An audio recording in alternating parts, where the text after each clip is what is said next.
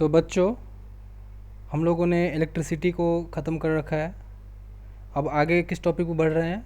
तो आगे आप लोगों को दिखाई दे रहा है, सीधा सीधा हम लोग टॉपिक को बढ़ रहे हैं लाइट पे।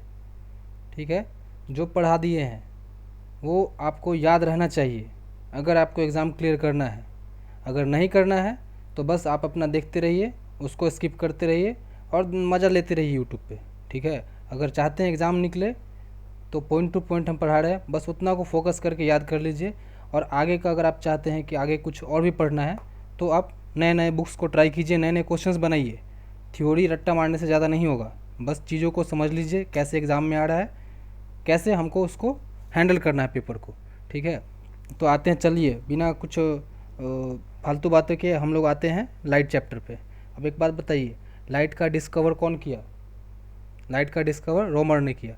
अब डिस्कवर मतलब इन्वेंशन नहीं होता है, डिस्कवर मतलब खोजा। जैसे कि ग्रेविटेशन पहले था लेकिन न्यूटन ने उसको खोजा, उसी तरह लाइट पहले भी था लेकिन लाइट के बारे में बताया कौन? तो रोमर बताया। ठीक है, अब एक बात बताओ, ये जो लाइट है क्या चीज़ से बना होता है?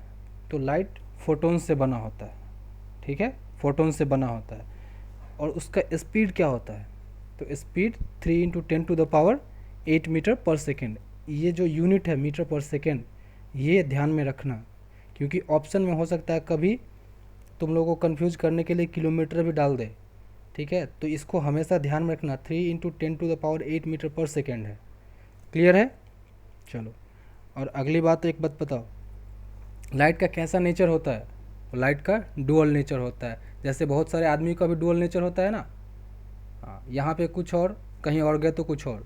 उसी तरह लाइट का भी डुअल नेचर है, मतलब उसका दो नेचर है, एक पार्टिकल नेचर है और एक वेव नेचर है। ठीक है, क्लियरली दिखाई दे रहा है, कोई दिक्कत नहीं है? हाँ, तो पार्टिकल नेचर में कौन कौन सा उसका जो इफेक्ट होता है, वो कौन कौन सा पार्टिकल नेचर की वजह से होता है, कौन कौन सा फिनोमिनन जो है पार्टिकल नेचर की वजह से होता है? तो रिफ्लेक्शन है, रिफ्रैक्शन है और फोटो इलेक्ट्रिक इफेक्ट है। ठीक है, फोटो इलेक्ट्रिक इफेक्ट भी जो होता है ना, मेटल्स पे एक सुटेबल अमाउंट ऑफ फ्रिक्वेंसी से अगर हिट करते हैं एक मेटल को तो उसमें से इलेक्ट्रॉन निकलता है, उसको फोटो इलेक्ट्रिक इफेक्ट बोलते हैं। ये तो पढ़े थे ना तुम लोग 12th में। चलो, तो ये सब जो है ना, ये सब पार्टिकल नेचर ऑफ लाइट को दर्शाता है कि लाइट पार्टिकल नेचर का होता है। फिर वेव नेचर में कौन कौन सा आता है? तो वेव नेचर में आता है डाइफ्रैक्शन है, इंटरफेरेंस है और पोलराइजेशन है। ठीक है, क्लियर है? चलिए अब नेक्स्ट पढ़ते हैं। बस इतना ध्यान में रखना, इसमें इंपॉर्टेंट क्या है, लाइट को डिस्कवर कौन किया? तो रोमर ने किया। लाइट का स्पीड क्या है, लाइट का कितना नेचर होता है। इसमें अब फालतू बातें कुछ नहीं है, इतना याद रहेगा। चलिए आगे बढ़ते हैं, आगे बढ़ते हैं। आगे देखिए, आगे क्या आता है? आगे आता है रिफ्लेक्शन। तो रिफ्लेक्शन में क्या है? रिफ्लेक्शन होता क्या है? रिफ्लेक्शन तो सबको पता है कि लाइट रिफ्लेक्ट कर रहा है, लेकिन रिफ्लेक्शन तो उसमें ज़्यादा कुछ जानना नहीं है। Sending back of light in the same medium. ठीक है, जैसे अगर हम इधर से मारे हैं तो आईना पे वो टच करके वापस जो आ रहा है, तो वापस आने वाले लाइट को क्या बोलते हैं? रिफ्लेक्टेड लाइट बोलते हैं। क्लियर है? चलिए अब हम आते हैं कि जब स्पीड ऑफ इंसिडेंट रे है, तो इंसिडेंट रे है उसका स्पीड अगर मान लीजिए v है, तो रिफ्लेक्टेड रे का जो स्पीड होगा वो क्या होगा? उसका स्पीड भी v होगा, लेकिन वेलोसिटी में चेंजेस आएगा। क्यों चेंजेस आएगा? क्योंकि उसका डायरेक्शन बदल गया है। क्लियर है? ये समझ में आ गया ये पॉइंट? हाँ, ये हो सकता है डायरेक्ट क्वेश्चंस में पूछ ले, ऐसे डायरेक्ट क्वेश्चन ऐसे पूछ ले, speed of the reflected light जो होता है उसका सेम रहता है या डिफरेंट रहता है, वेलोसिटी सेम रहता है या डिफरेंट रहता है, डायरेक्ट क्वेश्चन पूछ लेगा। ठीक है, चलिए अब आगे बढ़ते हैं लॉस ऑफ रिफ्लेक्शन पे। देख लो, जो पढ़ा रहे हैं ना, अच्छी तरह से ध्यान में दिमाग में बैठा लो। हम ये भी बता दे रहे हैं कि कहाँ पे क्वेश्चंस बन सकता है, ये भी हम बता रहे हैं।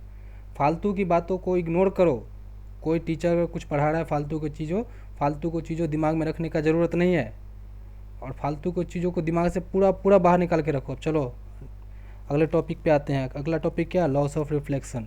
तो एक बात बताओ, इसमें क्या है? फर्स्ट लॉ क्या है? तो इंसिडेंट रे। इंसिडेंट रे मतलब जो एक सरफेस पे हिट करता है उसको क्या बोलते हैं? Incident ray. और जो सरफेस से बाहर निकलता है टकराने के बाद उसको क्या बोलते हैं? Reflected ray. Reflected ray, incident ray and normal all lies in the same plane. तीनों एक ही प्लेन में होगा। ऐसा नहीं होगा कि नॉर्मल हो जाएगा 2D में, रिफ्लेक्टेड रे हो जाएगा 3D में। तीनों एक ही प्लेन में रहेगा। क्लियर है? चलिए, और सेकेंड लॉ इसका क्या है? सेकेंड लॉ है angle of incidence equal to angle of reflection. ठीक है, angle of incidence equal to angle of reflection. Clear है ना? चलो आगे बढ़ते हैं।